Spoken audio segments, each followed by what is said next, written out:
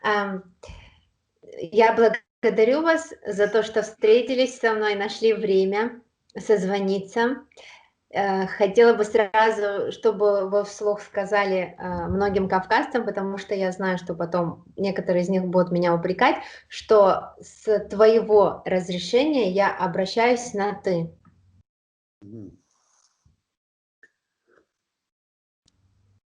Ассаламу алейкум ва рахматуллах. Приветствую всех кавказцев. Сегодня Эсма вышла с нами на связь, и она попросила ответить на кое-какие вопросы. Мы с ней на «ты», чтобы вы не удивлялись. Вообще у нас нету «вы» обращения. В частности, у чеченцев нету «вы». У нас все на «ты». И поэтому решили мы так пообщаться налегке, как говорится. Постараемся ответить на ее вопросы. И еще раз благодарю тебя за Пожалуйста. время, найденное для меня. Надеюсь, мои вопросы будут не очень глупыми. Первое, что я обратила внимание, на кодекс, духовный кодекс чеченцев, который называется Нохчала. У нас у абхазов это Апсуара, у адыгов Адыга Хабза и так далее. У многих горцев тоже имеет свое название. И в одном из твоих интервью я услышала, как ты сказал, Нохчала может обладать не только чеченец, то есть это внутреннее состояние чести. Это так? Я правильно поняла? В принципе, можно сказать, да. Нохчала тут имеет конкретика, национальности, например, да. А саму суть Нохчала, конечно, обладают все народы. Это, в принципе, во-первых, на первом месте стоит свобода. На втором месте стоит благородство. На третьем месте стоит взаимопомощь. В принципе, кому непонятны благородным людям вот эти вот качества? Такой вопрос дополнительный тогда. Чеченец, не обладающий Нохчала, может считать себя чеченцем? Он-то может, но на самом деле он выходит из нее. Вот я вам приведу пример. Не успевающегося студента исключают из института. Не соблюдающий свои обязанности и правила любого рабочего исключают из работы. А тут целый кодекс намного шире, намного ответственнее. И поэтому этот человек опускается из сословия настоящих ногчей чеченцев. Хотя он происходит от самих чеченцев. Но ему дается возможность исправиться. Определенное время его лишают обязанностей, лишают его многое чего другое, скажем так, да? Он лишенный, хотя живет среди нас, например. Кто бы ни был его отец или его род, неважно. Если он не соблюдает, если он приносит вред обществу и не красит свой род, этого человека отдаляют, опускают его на нижний уровень, как сказать, оставляя возможность исправиться, конечно. Но я знаю, что у многих горцев не было раньше смертной казни, то есть настолько сильная была развита демократия, хотя есть у нас у горцев грехи, которые хуже не придумаешь, но кавказцы старались ее избегать. Ну, то есть именно смерть. Но было самое страшное изгнание, у абхазов так, у чеченцев... То же самое. Смерть, во-первых, жизнь дается Богом. И лишать его имеет право только он. Значит, мы смотрим, что Бог нам разрешает и что нет. Он нам разрешает в определенных местах лишать человека жизни за тяжкие преступления. Какие самые тяжкие? Извините. Самое первое – это убийство невинного человека. Это как месть идет, да? Это прощение Бога. К примеру, вот у нас, например, был случай недавно в Старых Атагах, до нашего поселения. Еще живы люди, это помнящие. Один торговец, азербайджанец, был в этом селении. Это рядом с моим селением, за рекой. Азербайджанец. И его убили. То есть один человек убил его, чтобы забрать его имущество. И того человека, по решению совета старейшин этого села, убили его. Того, кто убил того азербайджанца. И имущество вернули его родичам. Можно вопрос? Убил его чеченец? Да. И наказали за него тоже чеченцы. Да. То есть они не делили это свой-чужой. Выше всего справедливость. Конечно. У нас, у абхазов было раньше так, что вдруг, если происходило убийство, можно было выпросить прощения у родителей. Было ли такое у чеченцев? Так у нас это очень сильно развитый институт маслаат. Я, пускай меня поймут правильно, не осуждают, но такого сильного института, как у чеченцев, маслаата нету вообще на Кавказе. Это знают знающие.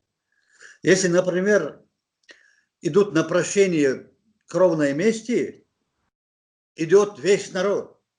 Самые уважаемые людьми старики впереди, и кто узнают, знают, не знают, важно, не важно. И все за ним становятся, идут к ним и просят, снимают шапку. И последняя стадия есть, становится на одно колено с просьбой. На одно колено встают. Да, да. И если человек в этом случае не простит, пускай он сам не ожидает прощения от других в будущем. Это очень большое клеймо. Если просят, и старцы снимают шапку, и даже колену преклонил, если не прощают, этот человек лишается уважения в народе. Да. Такой вопрос у меня. Я видела ваше видео, где вы обращаетесь и рассказываете о имаме Шамиле. И вспомнилось мне, я делала несколько блогов с абхазским историком Русланом Гожбой, и он рассказывал, как в старину люди, благодаря своей мудрости и тому, что находили нужные слова, могли примирить даже самые сложные конфликты. И мне показалось, это как раз, я благодаря этому видео увидела, чуть-чуть ощутила, как же это было раньше в старину. Почему сегодня горцы такие вспыльчивые, особенно молодежь, и разводят фитну в интернете, хотя они являются достаточно достойными людьми, но теряют самообладание, ведут себя неприлично. И что бы вы могли, что бы ты мог им посоветовать, как можно себя сдерживать, даже не видя человека, которому ты пишешь? Во-первых, чтобы нас сделать такими, над нами проводится огромная работа, чтобы сделать нас неуважаемыми друг другу, вспыльчивыми, легко относящимися к человеку. То есть имперская политика давлеет над нами. Почему? Потому что наши институты загнаны в угол в течение 1,5 сотен лет, как минимум. И это дает свои метастазы, скажем так, да? Нам надо возродить свои институты. Молодежь, конечно, неправильно себя ведет, например, кидаясь на человека в интернете с закрытым лицом, не зная, что это такое. И поэтому это может, мы как воспринимаем? Естественно, это или тролль, тот сеятель раздора, или невоспитанный человек. Лицом к лицу человек такого никогда не скажет человеку, и тут оскорбляются. И идут такие страшные вещи, пишут, что никогда человек себе это не позволит с глазу на глаз, с открытым лицом. Поэтому здесь легко это все разводить. Поэтому другая сторона, мы должны быть более сдержанны. Я, например, пишу вот этим людям, которые без лица именно пишут гадости, я им пишу: вам грош цена. Вы не стоите того, чтобы отвечать и реагировать на ваши слова. Потому что вы никто, без лица и без имени. И надо спокойно это воспринимать. Не надо это брать в штыки молодежи. Надо понимать, что проводится огромная работа, чтобы нас рассорить, разделить. И во-вторых, он никто. Кто он, если без лица и имени? На него реагировать не стоит. Вот к этому я призываю молодых. Быть более сдержанными. Вот, например, чеченцы говорят: не имеет стыда тот, кто не имеет стыда перед самим собой. Да, у нас тоже говорили. Вот. Поэтому надо это сохранять. Стыд перед самим собой – это стыд перед Богом. Да. Мужчина не сделает, говорят, Нохчалла говорит, есть такая статья, никогда не сделает то, что не сделает при людях, оставаясь в одиночке. Поэтому надо перед самим собой быть человеком, во-первых. Это самый лучший контроль для человека. Перед самим собой, значит, перед Богом. Ты же не одинок. За тобой же наблюдается.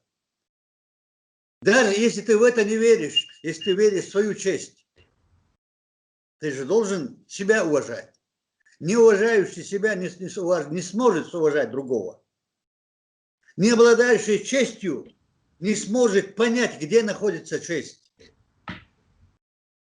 Вот что я скажу молодым. Будьте сдержанны, доброе слово вам всегда отзовется. Я, когда была в Турции, да и в Европе, видела махаджиров и потомков махаджиров.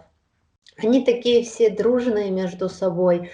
Помню, как Адык схватил за руку Абаза и говорил: мы одно целое, мы одно целое. То есть я видела, как остальные чеченцы, ингуши, адыги, осетины празднуют вместе какие-то мероприятия, радуются. Они держатся друг за друга крепко, на секунду даже опасаясь раскрыть свои ладони. Почему? Я понимаю, что делается определенная работа, причем серьезная, но все-таки, почему мы здесь, находясь на своей родине, а не на чужбине, так пренебрежительно и безответственно относимся друг к другу? Так как вы живете в Европе, может, со стороны тебе это более видней? Во-первых, человек, постоянно живущий дома, не выезжавший в другие страны, не скучавший по родине, он не знает цену родины и цену своего народа, всего Кавказа в целом. Когда мы отделяемся от Кавказа, для нас нет разницы. Кавказ. Вот отсюда, с Европы глядя, буду я жить в Чечне, в Абхазии, или в Дагестане, или в Грузии, для меня нет разницы. Потому что вот он, люди, те, которые живут там, они понимают, у нас же культура одна. Кавказ – это отдельная цивилизация. Она понятна всем. В каждой семье бывают свои определенные качества, не похожие на других, например. Также в каждом народе есть маленькие вот эти качества, но в целом они понятны, они общие у нас.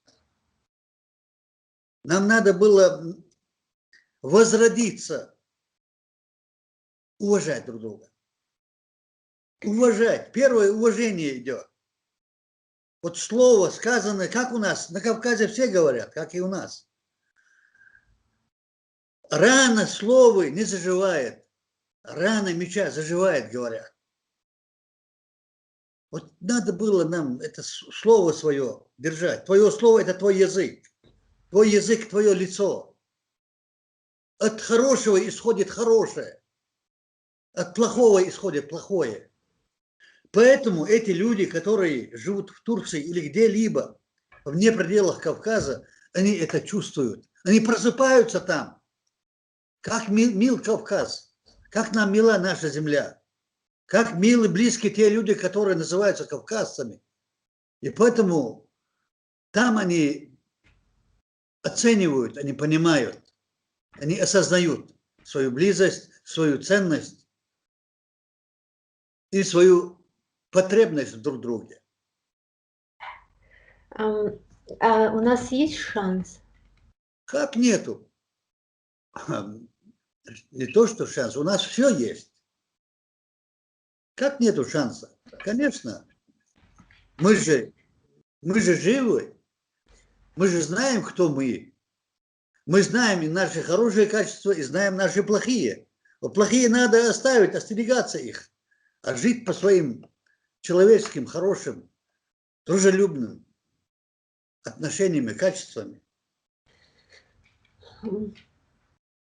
Вот когда, на твой взгляд, ярче всего горский менталитет просыпается в кавказце? В самый сложный период или в какой-то определенный? Я бы не сказал, что он где-то спит, где-то просыпается. Он вечен с человеком. Сознание, оно живет с человеком от заката до зари.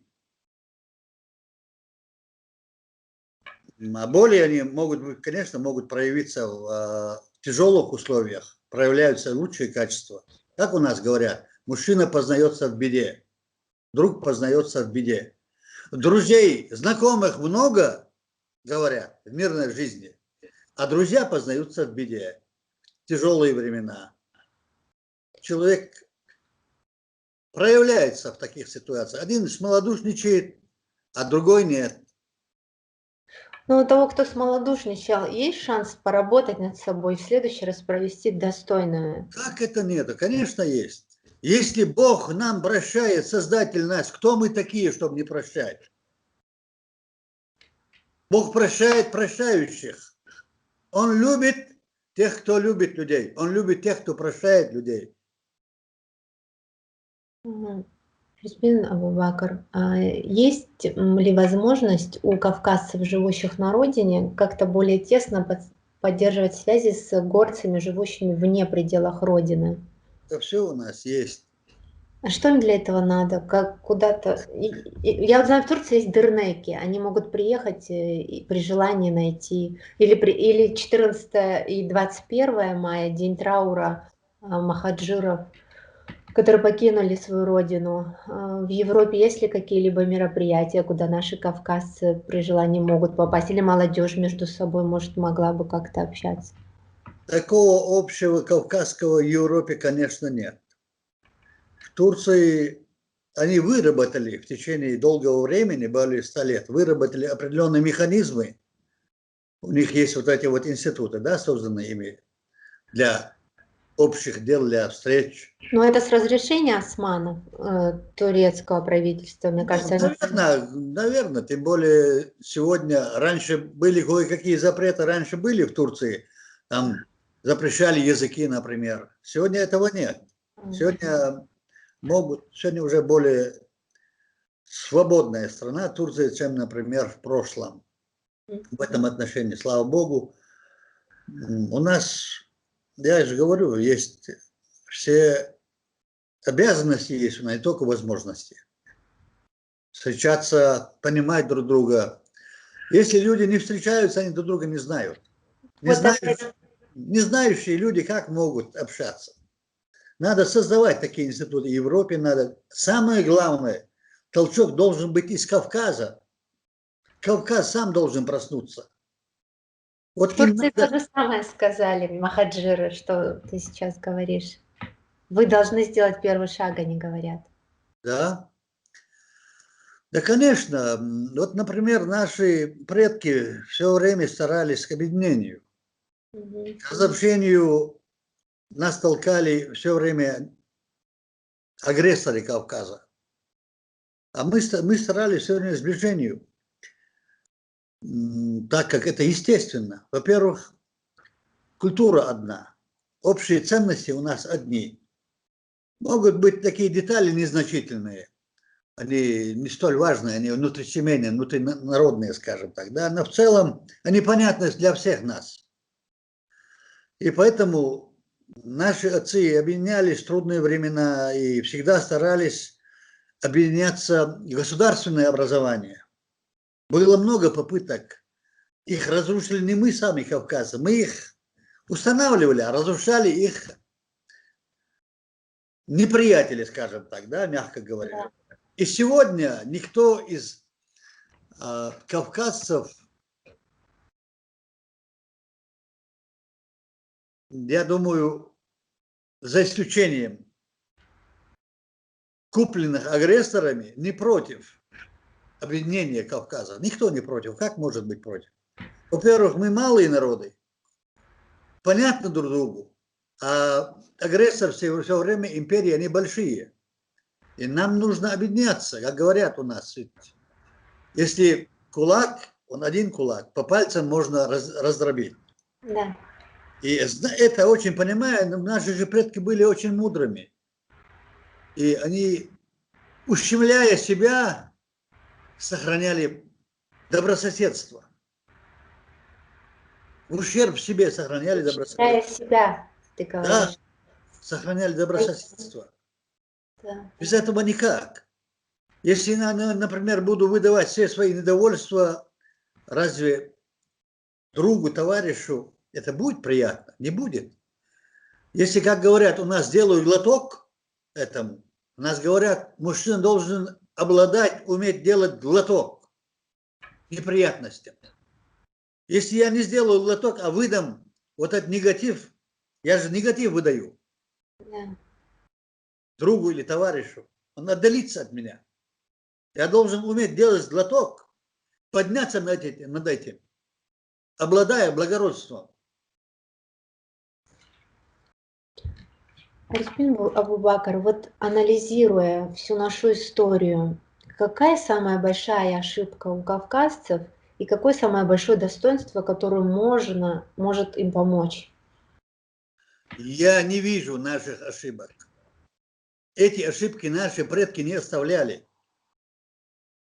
Нету их в кавказском масштабе, в национальном масштабе нету у нас этих ошибок. Но все равно мы вне предела нашей Родины, получается, большей частью. Ну, те же абазы, до нескольких миллионов по миру живут, а в Абхазии их 150 тысяч. И они почему-то сюда не возвращаются, и не потому что не хотят. Я видела их глаза, они хотят. Во-первых, они покинули родину не по своей воле, Да.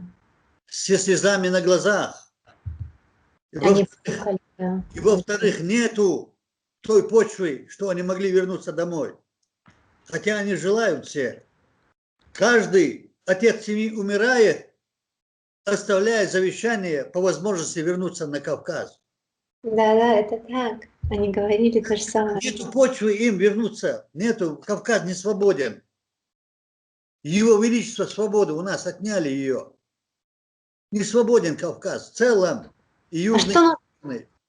А что нужно сделать, чтобы он стал свободным, теоретически? Вот что для этого надо сделать кавказцу? Это самый сложный, великий вопрос в моем понимании. Может быть, я вот думала, если я не права, поправь меня, пожалуйста, я думала над этим очень много лет. Я Может, добавлю, это что делать, это мы не имеем в этом выбора. То есть мы лишены этого выбора, что делать, чтобы освободить Кавказ. Мы ничего не хотели бы делать, если бы не делали бы то, что делают с нами извне. но говорят, за Кавказ идет борьба многих стран, ибо многие в самом деле считают ее цивилизацией мира. Мы знаем, что основное влияние есть у определенных, но если даже его не было бы, другие бы подключались. Мы реально эпицентр мира, что ли? Зачем нужен всему миру этот Кавказ? Нам понятно, это наш дом. Во-первых, Кавказ – это очень важный регион в этом мире. Это мост между Азией и Европой. Один. Второе – это очень богатый край. Природный богатый край. В-третьих, самое большое богатство Кавказа – духовное богатство. Если Кавказ объединится в своих границах от Волги и Дона и по границам Южного Кавказа, я уверен, это будет самым сильным государством на этом свете.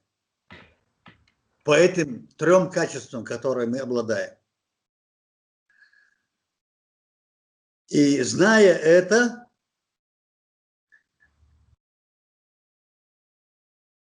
обладающие сегодня Кавказом этого никак не допускают. То есть эти империи, они всегда, и в наше время, и в прошлые времена, Кавказ всегда играл важную роль. И поэтому и с юга, и с севера, и с запада, со всех сторон на нас всегда нападают.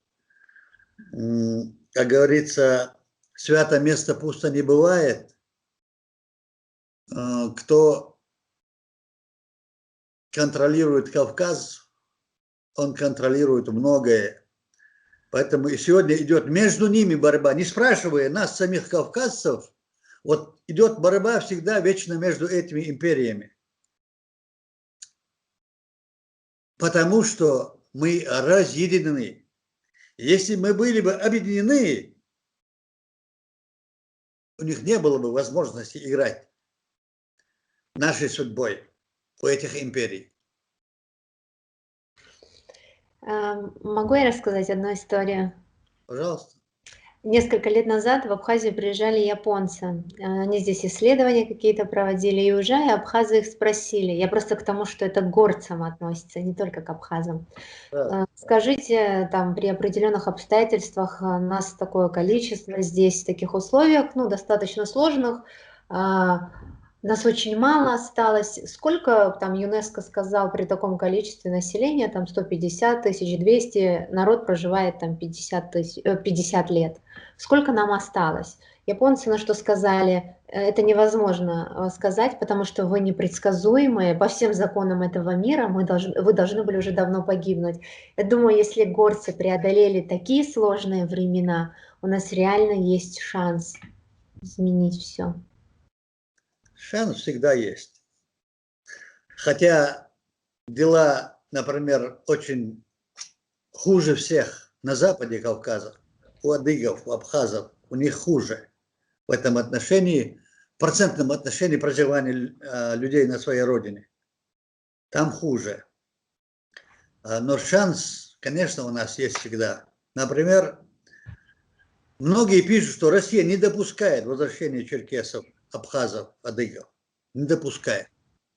И также такой же процент, хоть не столь большой, но у чеченцев тоже определенное количество людей проживает в Турции, в Иордании, в Сирии, даже в Ираке. Не говоря о Европе, сегодня последняя иммиграция, 300 тысяч. Да, много, очень. Да, Очень. последняя преобладает все и вся у нас. За последние войны мы покинули одна треть убита, одна треть покинута, родину покинула. Это же большая, мы стерпим огромную катастрофу. В частности, здесь чеченский народ, мы говорим, да? И для нас нету пока возможности вернуться домой. Почему? Потому что этого не хочет завоеватель Кавказа, чтобы возвращались и адыги, и чеченцы, и все кавказцы в целом. Как говорится, Кавказ без кавказцев. Этот лозунг имеет силу, и из-за этого лозунга мы страдаем. Но шанс, нас Бог никогда не лишает шанса.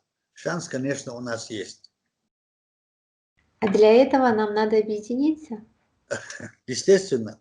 Объединение, во-первых, для этого нужны создавать институты для встреч, чтобы проводить совместные мероприятия за рубежом, как, например, в Турции проживаешь или в Иордании. Да.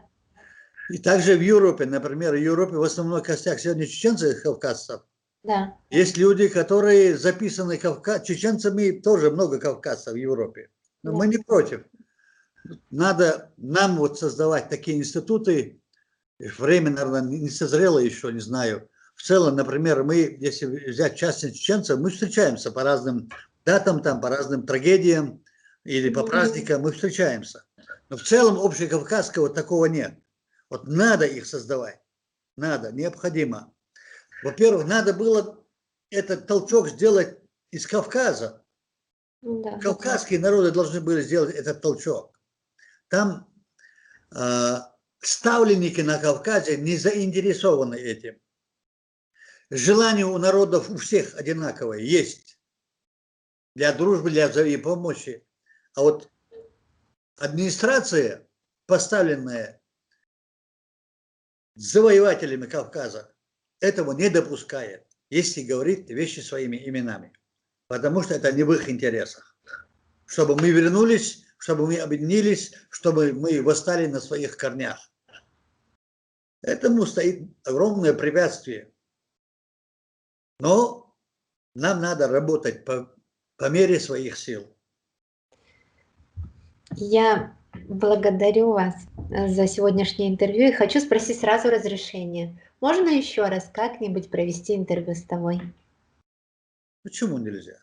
Если это во благо, мы всегда готовы. Спасибо большое. Я Может, никогда не считаю трудным то, что могу сделать. Трудно то, что невозможно. Когда есть желание, когда есть необходимость и нет возможности, вот что трудно. А то, что нам под силу, это не трудно. трудно то, что невозможно, ты сказал. Да, Значит, невозможное тоже возможно. естественно. Спасибо большое. Барка. Баракаллах. Всем всего хорошего. И тебе спасибо за правильно поставленные вопросы, за болезнь за Кавказ. Хочу отблагодарить тебя, Эсма. Желаю тебе успехов в жизни, в работе, здоровья. Спасибо. Живи во благо Кавказа. Ты настоящая дочь Кавказа.